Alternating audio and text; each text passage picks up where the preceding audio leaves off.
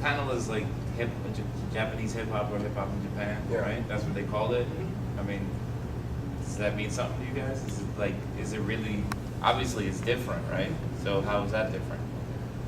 Well, for me, the difference between like hip hop in Japan versus Japanese hip hop, it's still a split identity, because there's people that will do the commercial version of what's considered hip hop or Japanese hip hop, which to me is not. It's just J-pop with some rhythmic singing, and they're like, yeah, that's good rapping, that's good rapping.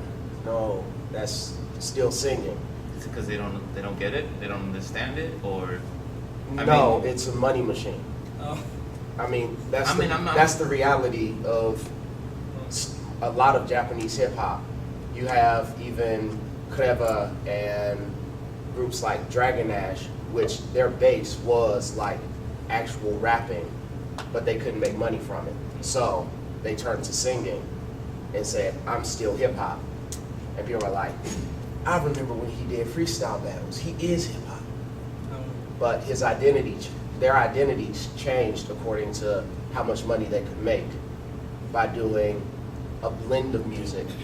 And instead of saying, I do good music, they say, I still do hip hop, but it's not that way.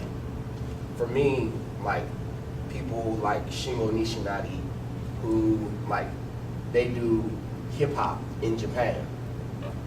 The cats we were freestyling with last night at Club Life, they were there to hear hip hop, they were there to do hip hop. They didn't turn away from a microphone when you passed it to them. They said, I don't understand what y'all are saying fully, but this is what I do. And that to me is hip hop in Japan, where you present who you are without being afraid of if you're gonna make money off of it. But it's your love, it's what you do.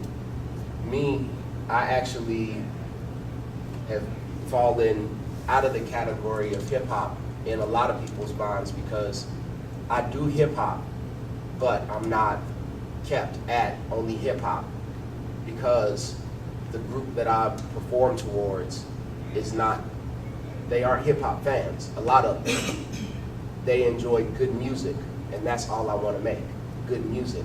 So I make good hip hop, I make good house, I make good rock music. But if you expect one type of thing from me, you're gonna miss it. Is there like is it basically, if people here are thinking about hip hop, they're thinking directly as like in a rapping sense?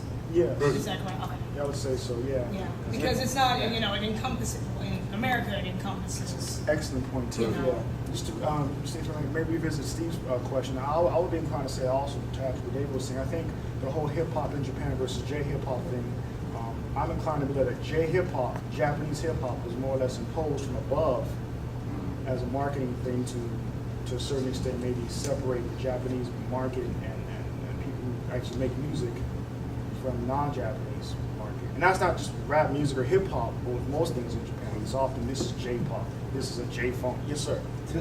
To what extent are the beats that are used in Japanese rap indigenous Japanese type of beats, and to what extent they are using beats that are more like American rap type of beats? If we maybe get back to that, I want to quickly address this point, if it's okay. Yeah, Sorry, yes, sir. No problem, sir. Don't worry, we keep that one. Yes, sir. Yes, sir. So I think the four primary aspects or pillars of hip hop, as most people say: turntabling, DJing, rapping,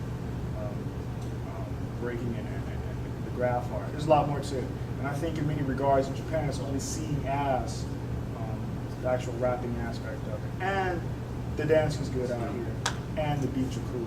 But many aspects of it. Debate the dancing. You debate the dancing. You know, I debate the nice. dancing. Yeah, but I think many aspects of the actual full culture of hip hop are, many people just are unaware of the full aspect of it. It's just like a rap music in Japan, and they call it hip hop culture. Yeah, I think the beats are not indigenous to Japan at all, for the most part. Very, very not indigenous at all. I would disagree with that, but because it's a marketing scheme, it's dance music. It's Japanese formed. So the indigenous style is still, to me, the equivalent of the 70s disco music. They just put a different cadence of lyrics to it and try making it club ready. And Who came up that's with that idea? That sounds like maybe a lot of AVEX.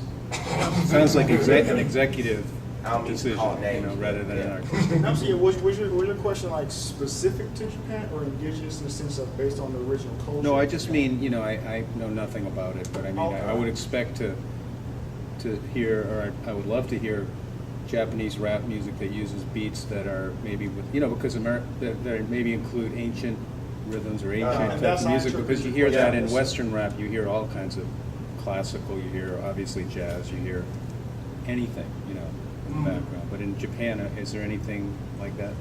Well, but that you know of? Japan is still the baby of hip hop culture.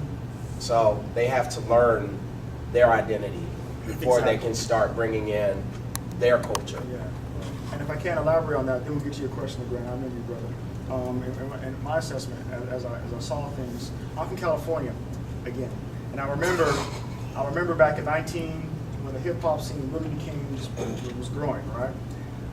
Early '80s, we're in California and we're just copying everything inside of New York. We're just like, Right. that's what we're doing because it came out of New York. Let's make that point clear. And I'm pretty sure it's probably the same things we're doing all over the country. Cats was copying what they saw in New York. As time developed, California developed a specific sound. Same thing with Atlanta, same thing as most parts of the country, maybe even the world.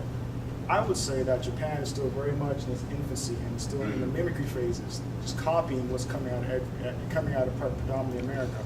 And it has yet to really explore a specific sound. That's what I would say. Yeah. LeGrand, yes, sir. No, mine was just a comment that from the States, when you look at Japanese hip hop, and I guess from my perspective, I look at hip hop from everything. That's graph, that's b-boying, MCing, the whole nine. If you follow dancing at all, you follow b-boying at all, Japan is it. So the music, from the music, and I don't know what's visible here, but in the States and everywhere else on the planet, the Japanese b-boys bring it every year, and they hold that element of hip hop. They pretty much hold that down. And they're from they hold that down. Yeah, and that's the interesting dichotomy because they're from Osaka for the most part. Osaka holds it down, and that's what kind of intrigued me initially. Like, what Japan must be doing something because like, at least especially in the b-boying aspect, the dancing aspect is yes, sir. I used to be DJing in Osaka like back in the 90s, and then also I followed the whole old school Japanese hip hop and b-boy cultures when we were teenagers. But my impression is Japanese b-boy culture, I think it's now almost like a basic culture right now, and they could not go into the next step like, until this decades, 10 years or 15 years around. But the Japanese hip hop culture is it's a little bit how do you say it's more business style instead of grew up from ghetto or b-boy styles, compared with North American European cultures.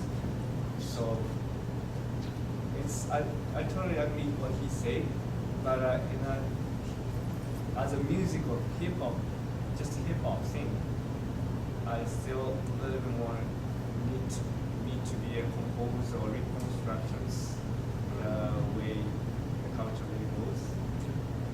It was b-boy and rap music. Yeah. Oh, they're completely different concentrations. Yeah.